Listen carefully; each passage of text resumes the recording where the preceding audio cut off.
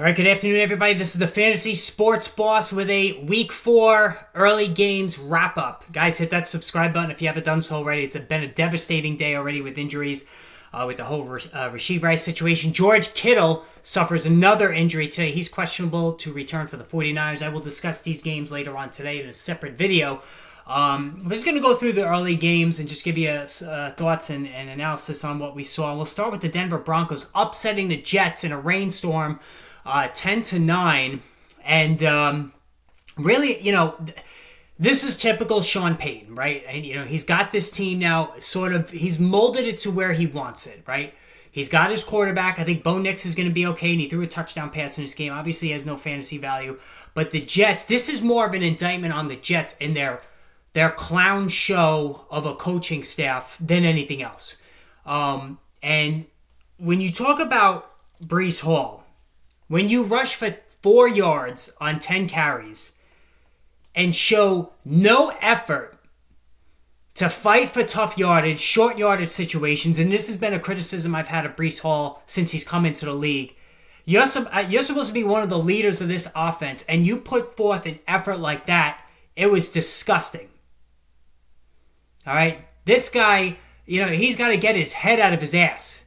He gets the ball and he just decides to sit down when there's any sort of resistance. 2 catches for 14 yards.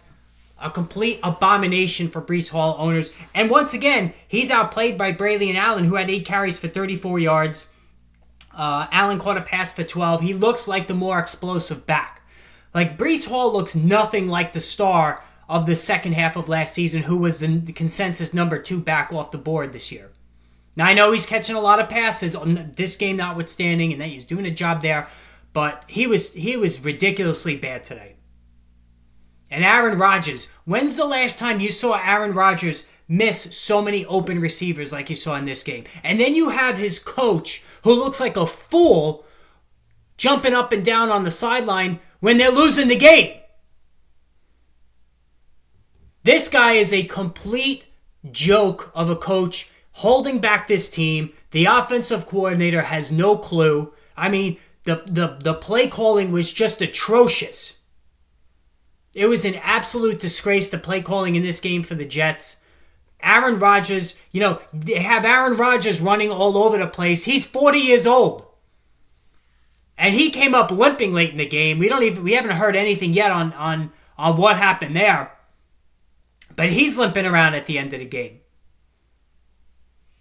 This coaching staff has no clue, and neither does the owner. The owner should have removed Saleh a long time ago. The guy's just a clown. And it was an awful performance by the Jets. Garrett Wilson, 5 catches for 41 yards. That's about as good as you could expect going against Patrick Surtain, the coverage star there. Allen Lazard, 5 for 58, still having a good season there. Cortland Sutton, 3 for 16, a touchdown. Now for the Broncos, Javonte Williams, 16 carries for 77 yards. He actually looked good, 4.8 per carry. And when the Broncos are playing from ahead, you could actually get something useful out of him.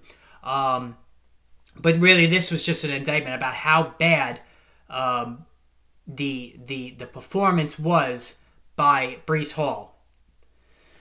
All right, let's move through the rest of these games here. Atlanta, 26-24, victors over the New Orleans Saints. Saints have now dropped 2 in a row, and the Falcons even their record at 2-2. We'll start with the quarterbacks here. And again, I'm just looking. The reason why I'm looking down is I'm looking at the stats here.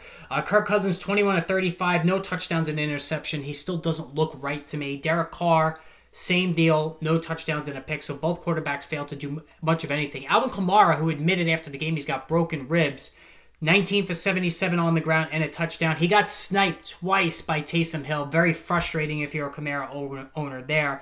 But Kamara, 7 catches for 42 yards. And again, it just reinforces what I said from the very beginning. I told you to draft him despite the age because of all of the pass receptions he's getting in this game. And now he's being the workhorse too as well. Receiving wise, Chris Olave is out of his funk officially. 8 for 87. Rashid Shaheed, after the bagel last week, 8 for 83. So the passing offense looked really good despite no touchdowns from Derek Carr. On the Falcons side, Drake London, third straight good game, 6 for 64. Did not get into the end zone here. Kyle Pitts, I mean, listen, I don't know. Just cut him loose. Like, there's nothing else that needs to be said with Kyle Pitts. 0 catches, 0 yards, 3 targets. Like, enough. Like, it's over. Cut him loose. It's over with Kyle Pitts. And then how about the running game, right?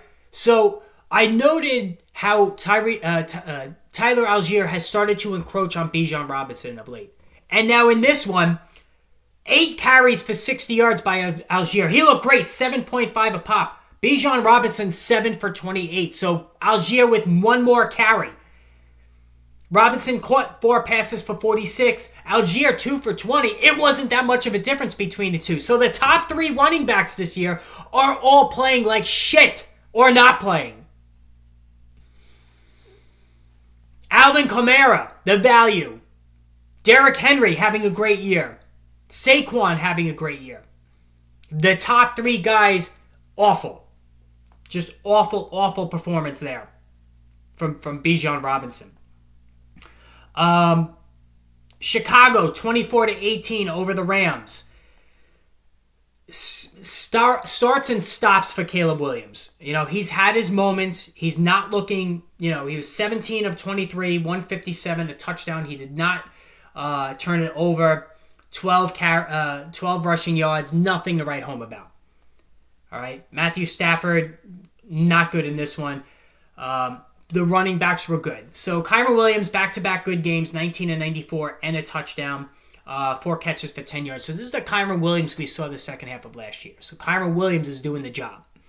All right. DeAndre Swift. So this was crucial for DeAndre Swift. He needed to have a good game. Like Roschon Johnson, who actually rushed for a touchdown, was encroaching on Swift's workload. Swift, 16 of 93, and a touchdown on the ground. 7 catches for 72 yards. Now, Jay Glazer reported today that the key offensive weapons on the Bears met with Shane Waldron to discuss fixing the offense. If this is going to be DeAndre Swift catching 7 balls a game and getting 16 carries, then I'm all in, right? Top running back too.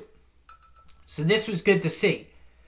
George Kittle is back in, by the way, with his ribs injury, so that's good to see. Receiving-wise for Chicago, Cole Kmet, 3 for 34. DJ Moore, 3 for 22. Keenan Allen, 3 for 19. And Rome Odunze, 1 for 10. So none of these guys, I know Moore scored, but none of these guys are doing a job. So this is a case. They tried to surround Williams with as much talent as they possibly could, but Williams' play is sinking all 3 of these guys. Minnesota, 31-29. The Sam Darnold bonanza continues. He is the story of the first quarter of the season outside of maybe Alvin Kamara in fantasy. What we're seeing is just crazy stuff out of Sam Darnold. 20 of 28, 275, 3 scores, and a touchdown. He ran for 15 yards on 7 carries. And next week, he gets the Jets in the ultimate revenge game in London. 4-0. Minnesota Vikings. So, this was a huge, huge outing for Sam Darnold here. Aaron Jones, 22 for 93.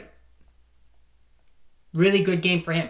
4 catches for 46 yards out of the backfield. He didn't score, though. Like, I'm an Aaron Jones owner in 2 leagues. I was looking for him to score. He didn't get to score there. But still, this is the 3rd good game out of 4 for Aaron Jones. Justin Jefferson, 6 for 85 and a touchdown. He's scored in every game this year. He has scored in every game this year. So, again, he's quarterback proof.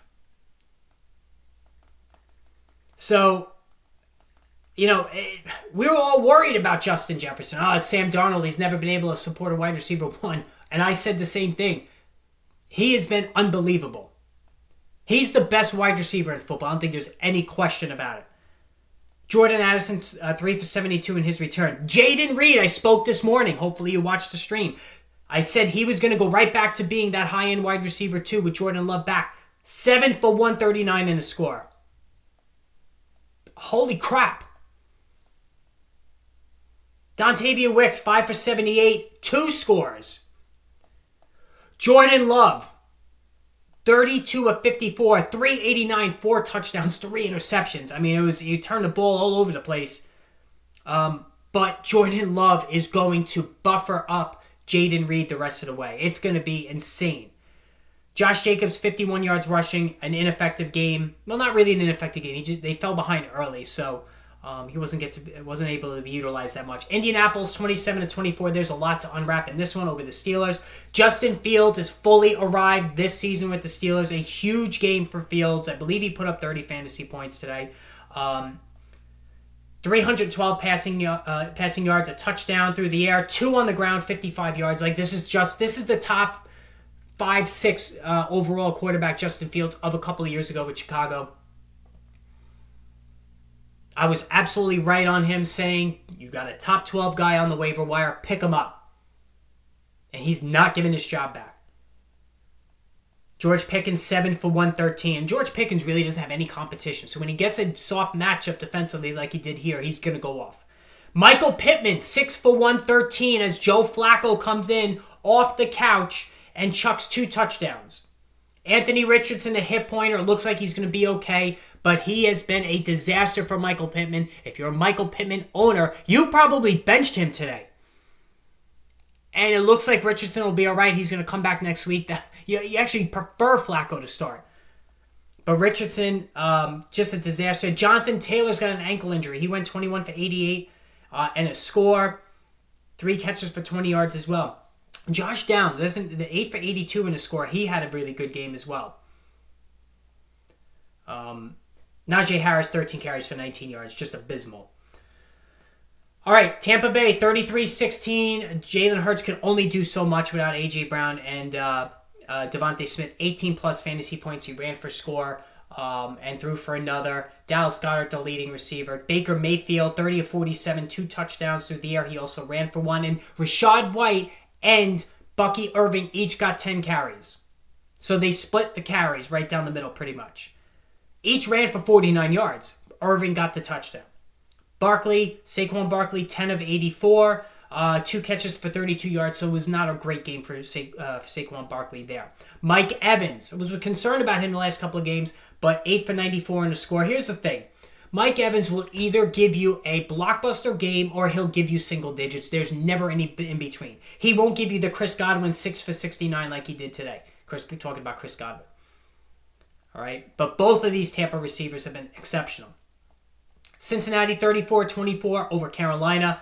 Again, the Deontay Johnson renaissance has continued. This is what I saw in him. I don't have any shares of Deontay, but I was really in on him this year. 7 for 83 in a score. Xavier Legette, 6 for 63 in a score with Adam Thielen out injured. Chuba Hubbard, I told you to start Chuba Hubbard this morning. 18 of 104 and a score on the ground, and he added 4 catches for 17 yards. Jamar Chase, 3 for 85 and another score. A T. Higgins sighting, 6 for 60 for the Bengals.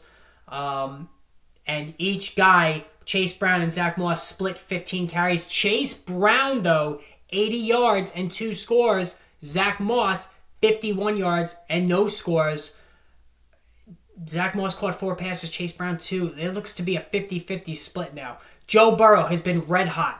And remember, guys, I told you to draft him and Kyler Murray. 22 of 31, 2 touchdowns and an interception here. Andy Dalton threw for 2 touchdowns. If you're in a Superflex league, he has appeal again. And then finally, Houston 24-20 over Jacksonville. Jacksonville just cannot get out of their way. Huge game for Nico Collins, one of the stars of the day for Houston. But again, nothing's going right for the Jacksonville Jaguars. I'm going to discuss the rest of these games on a separate stream, separate video later on, so stay tuned, guys. Hit that subscribe button.